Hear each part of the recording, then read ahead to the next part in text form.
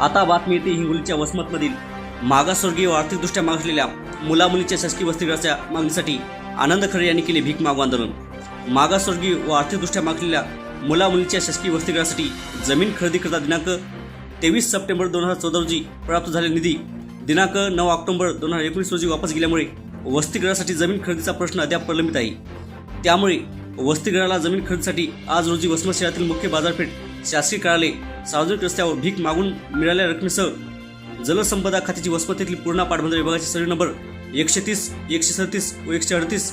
व 139 एकूण 27 एकर असलेल्या जमिनीपैकी वसतिगृहासाठी अपेक्षित असलेली 5 एकर जमीन